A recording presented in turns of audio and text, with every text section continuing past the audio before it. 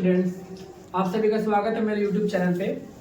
बेटा आज हम पढ़ने वाले हैं चैप्टर 5 यानी कि अर्थमेटिक प्रोग्रेशन के बारे में। एक बच्चे का कमेंट भी आया था कि सर आप 5th चैप्टर के ऊपर एक वीडियो बनाइए, तो आज हम लोग फिलहाल पढ़ने वाले हैं 5th चैप्टर के बारे में ही। ठीक है, तो अर्थमेटिक प्रोग्रेशन बेटा देखो, बोर्ड क्लास आपके लिए बहुत ज्यादा इंपॉर्टेंट ही चैप्टर है बच्चे, अर्थमेटिक प्रोग्रेशन, क्योंकि 4 मार्क्स में क्वेश्चन आते हैं इसमें से कोई एक सम, या तो सम वाला हो गया, एसएन वाला, या तो बच्चे एएन का फार्मूला स्टेटमेंट वाले सम आता है। ठीक है, न्यूमेरिकल सम बहुत कम आते हैं, लेकिन स्टेटमेंट वाले सम एक ना एक क्वेश्चन जरूर आएगा। ठीक है, तो इसके बारे में पढ़ने वाले हैं। तो फर्स्ट ऑफ ऑल बच्चे मैं आपको बता देता हूँ कि इस चैप्टर में पढ़ने क्या वाले हो आपको, यानी कि वैल्यू किसकी निकालनी होती है।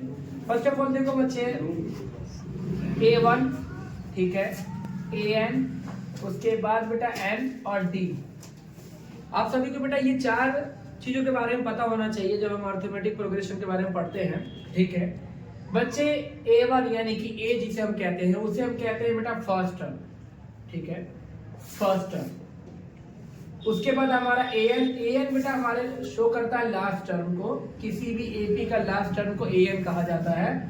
और उससे AP में कितने टर्म है, यानी कि how many number of terms, वो बच्चे हमारे को शो करता है इनके द्वारा, यानी कि नंबर ऑफ टर्म्स के।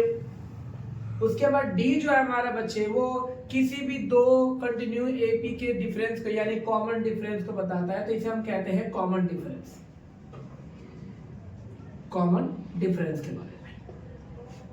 ठीक है बेटा, तो इससे रिलेटेड ही हमें क्वेश्चन हमारे पास है, और इसके अंदर बच्चे दो फॉर्मूले और हैं। एक एसएन है बेटा, एसएन यानी कि n/2 2a plus n-1 multiply D हमारा जो है बच्चे, ये जो चीज है बच्चे हमारा उस AP में कितने टर्म है और उनके सम को, ये हमारे को एसएन बताता है कि उनके सम कितनी आएगी, यानी कि सम की वैल्यू कितनी होगी हमारे उस AP के जो कितने भी टर्म है, उस टर्म को जब हम प्लस करेंगे, एक टर्म को जब प्लस करते हैं तो उसके टोटल वैल्यू कितनी आती है वो हमारा एसएन शो करता है।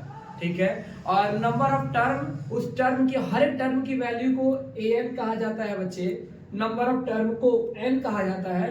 उसके बाद उन दोनों के बीच में डिफरेंस कितनी है बच्चे, AP में फर्स्ट टर्म सेकंड टर्म के बीच में डिफरेंस कितनी है, उसको D कहा जाता है।